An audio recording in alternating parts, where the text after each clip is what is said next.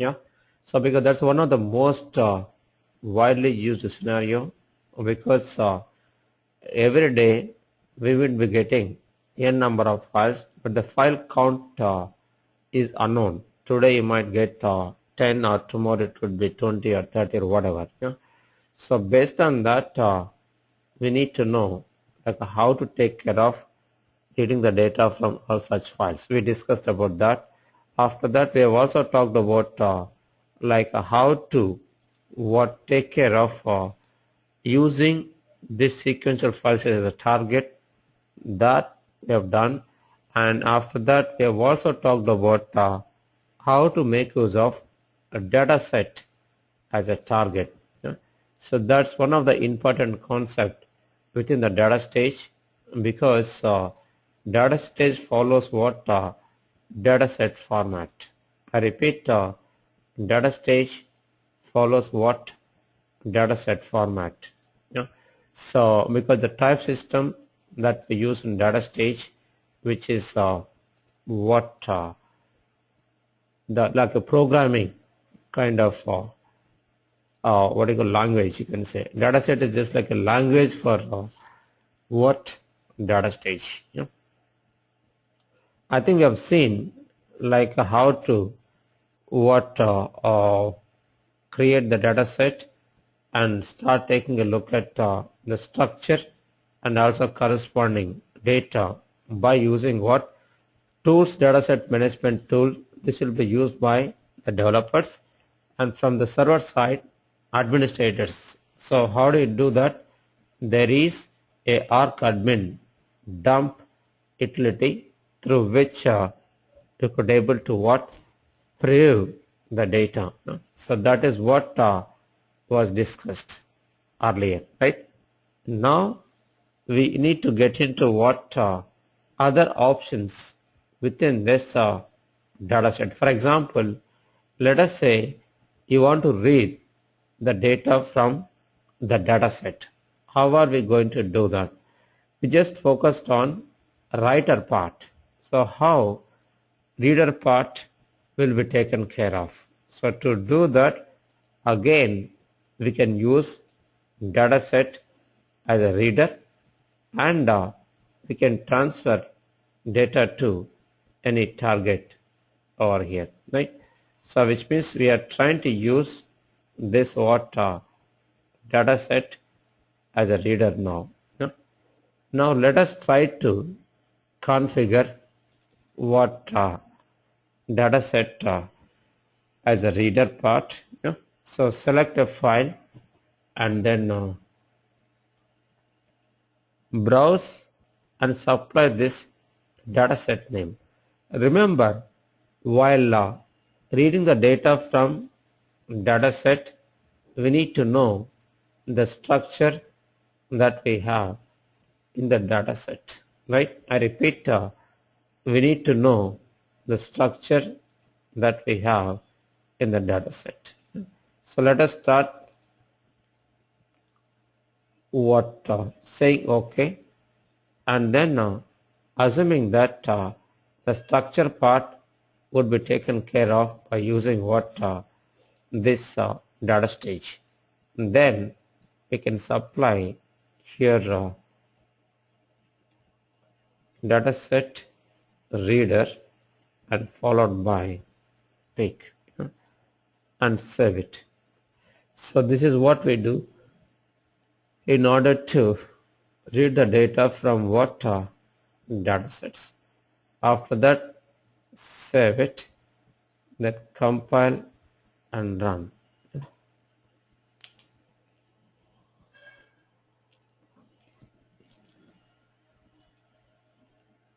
Close and run.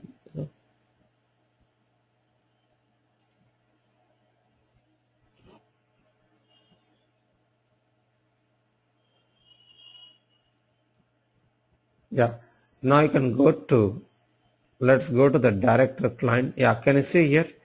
If you look at this green line with arrow, which means what? Everything is fine. So which means all the rows that are transferred to what? To a peak stage. Now we can go to the director to take a look at all the records which are transferred to the target. Let's go to view status, and select our own job. So within the dev only we have, right? We can just sort.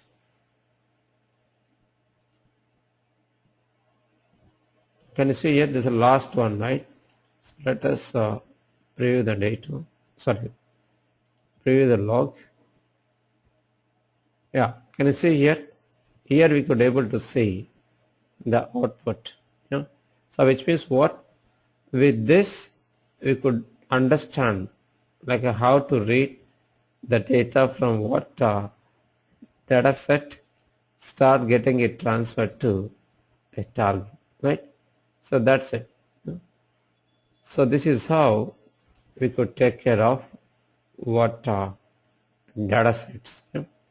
Clear, right? Now we know how to write data to a data set, and we also know how to read the data from the data sets, right? So which is what was discussed so far. Now once we understand this, which means what how to write data to a data set and how to read data from data set, now let us start getting into the next one, which is going to be the, for example, let us say if you want to delete the data from data set, how do you do that? Can you guess? We cannot go and delete the files. Like for example, where do you have data files? We know that location, right? Whatever the location that was specified in config file, administrator part, remember. So administrators need to know like what the right location of data sets. Not only that, they also need to know in that particular location whether we have enough space in it or not. So those things need to be known by what these administrators, which is mandatory. If the administrators are going to make a mistakes, then wherever you have this referred this data sets, right, all the jobs would get failed. Remember, so which is very important thing for the what I call administrators, not for developers.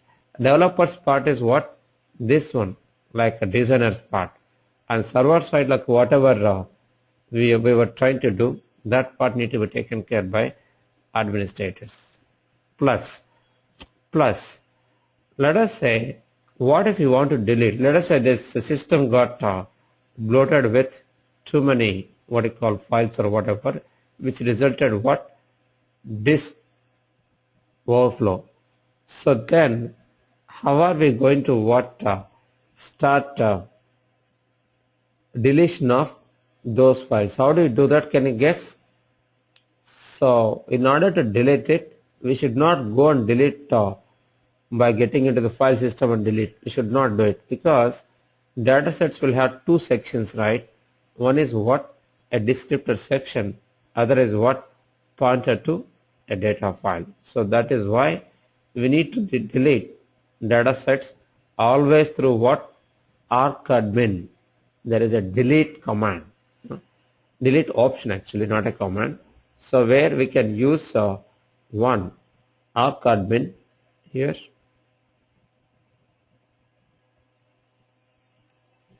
Arcadmin followed by delete. Then specify what this target path and file name.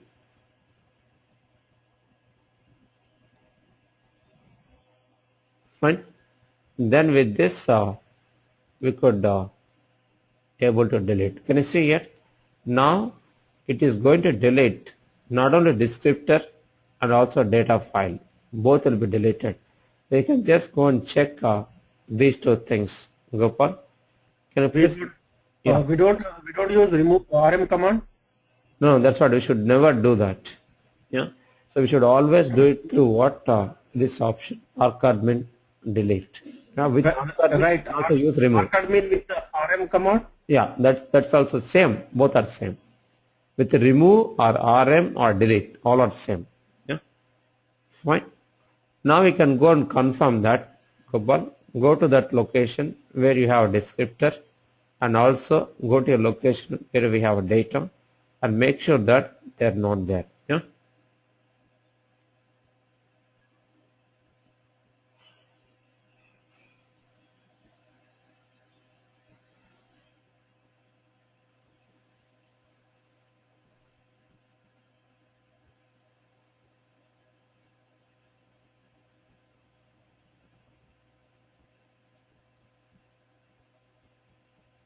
You need to go to Windows Explorer, Gopal. Gopal, go to Windows Explorer. Where do you have descriptor? Output, right? Yes or no? And data file under datasets, which is under server datasets.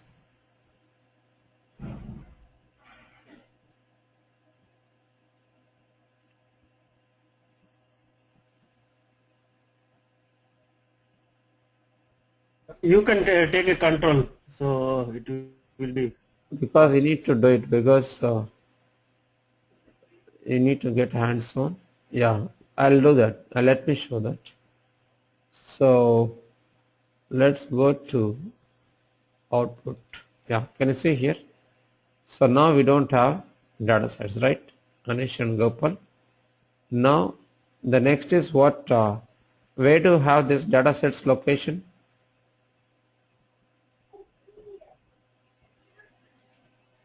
Under IBM information server, and then datasets. So here Uh, you, and I have a question here, Narasimha. yeah, Like in the same location, we don't have a descriptor and files. no, descriptor path we specify. This path data file will be specified in a configuration file.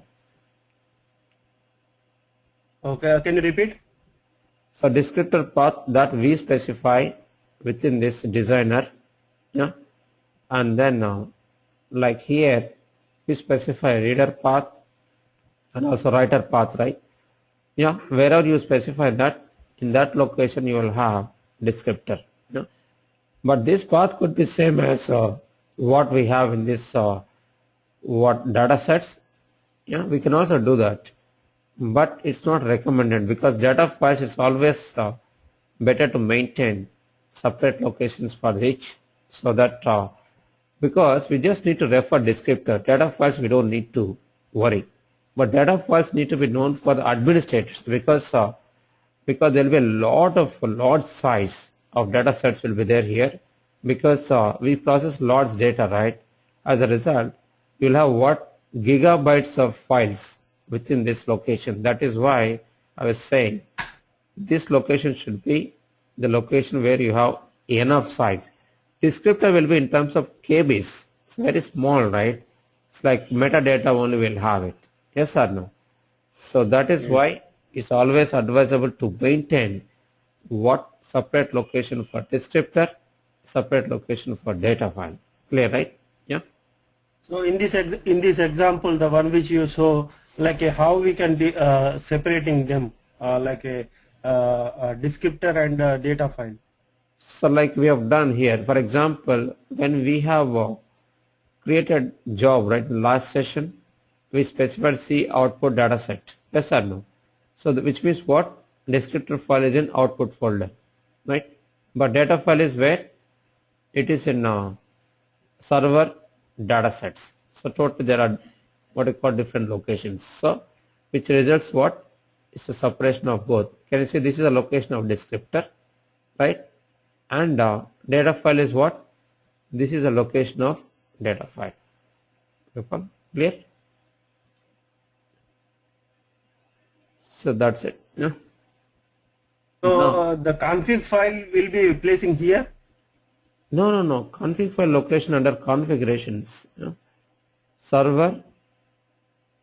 Yeah, config file whatever path is specified, that will be used to what you call place data files. So now we can go to server configurations and open any config file. Here you will have resource disk path. Can you see here? There's a resource disk. Against that, you will have this location. This is the location where you will have data files. Clear, right? Okay, so in our case, we using this configuration file. That was the reason. So all the data files are storing here, right? Right. You are right. Fine. So which means what we need to make sure that you have enough space here. That's the main thing here. So that's it. But here this path can be anything. So like based on wherever you have the space. It could be even networked file system path also, but it's not recommended in case if the customer enforces you guys to use let's say remote path where we need to store data sets, then we can also specify that here. Yeah, which is not recommended, but if you want, we can specify. So that's it about data sets, and we also know how to delete data sets. Remember, not only that, in case if you want to get complete information about data set, how do you get that? Can you guess? Open the file, open the job where we have data set as a target. Can you open that particular job? Open. Where we have used data set as a target. So you need to practice because immediately you guys need to answer because we are still in starting phase. Once I start, let's say probably today evening we'll have 2-3 hour session. So I'll go with what I call with a bit more pace than what we have. Gopal, what are you trying to do? You want me to look? Yeah, open the job where you have data set as a target. We have already done, right, in one of the previous session. So that we'll get, we can run again so that you'll get data set created again. File open.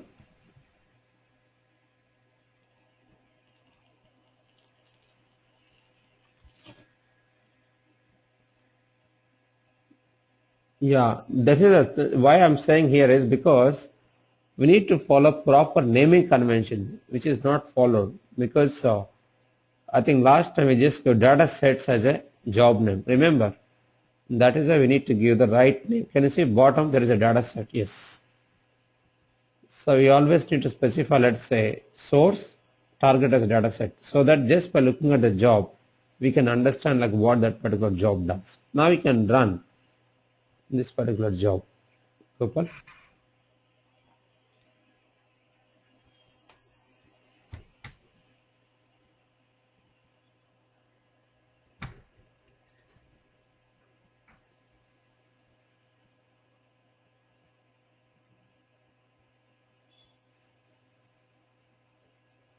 Yeah. Now the next thing is what? Let us say this is successful. We have already done it. Now the next thing is what? What if you want to get detailed information about data set? That's where we have LL option, which indicates what? List long. I repeat, we have what? LL option, which indicates what? List long. So to do that, we can go to what again here and issue that LL option against with this data set. Gopal, can you do that? Arc.bin LL followed by data sets.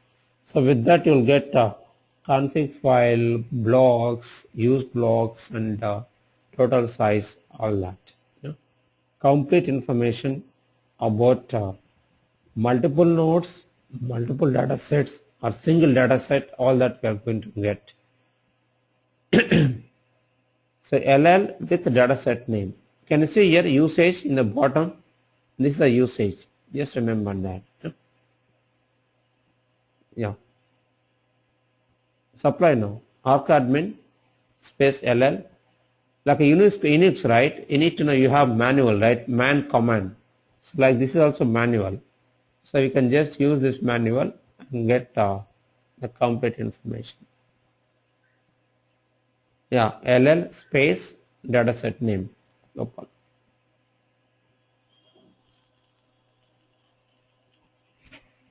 You guys need to do it fast because now I think we started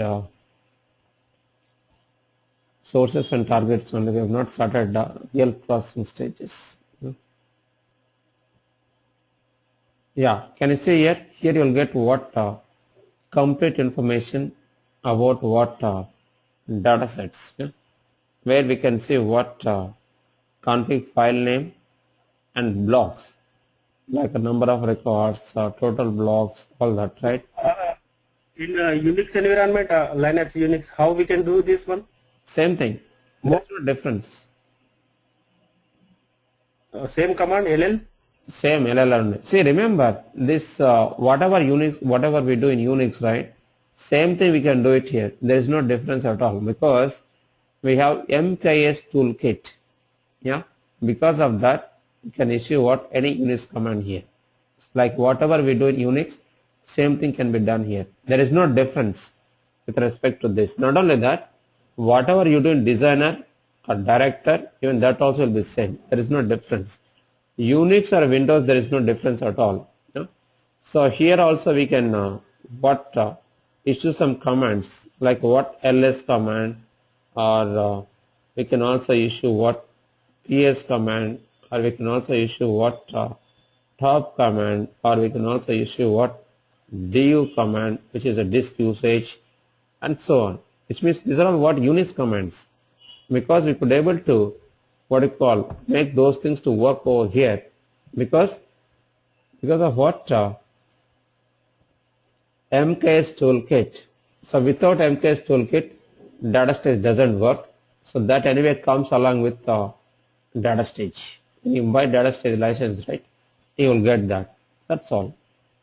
So which means what this is a complete Unix environment. So only thing is you'll not have a feel of working on Unix, but all the commands would work. Like whatever, let's say for example, we have different shells, right? Bash shell, Bourne shell, C shell, K shell, right? All of them will work even in this Windows also. Can you see it? Now we have we are in what? Bash shell. That's it. No? So this is how we can, whatever can be done Unix, it can be done here. Just remember that. There is no difference at all. Gopal. Now, that's it. Once we do that, next step is going to be what? Now let us start getting into the databases part. Yeah, now we just dealt with what? Data sets, sequential files, row generator. Yeah. So we have understood that. Now we need to get into what? How to read data from what? Database, or how to write data to a database table or whatever. So which is what we need to look at. So now let us start getting into how to look at or how to create this particular reading the data from a table or write data to a table. Before that, what we need to do here is we need to know the details to get connected to a database. So here we have SQL Server, Oracle, and also we have what? DB2. We have 3 databases in this environment. So now we can try to get connected to, let's say, Oracle 1 database, and then second we can stay, that's correct, Scott Tiger, and second we can also look at what SQL Server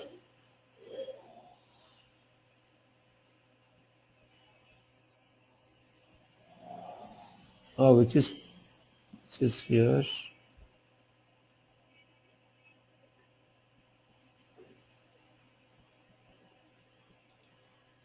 Yeah. So here the password is same as Windows password. What is the password you said? Windows password. Like Windows 2003 we have password, right? Same password.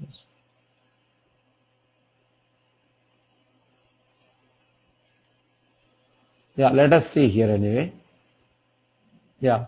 Now Windows authentication. You can just use it. Which means what? Windows password and Windows username.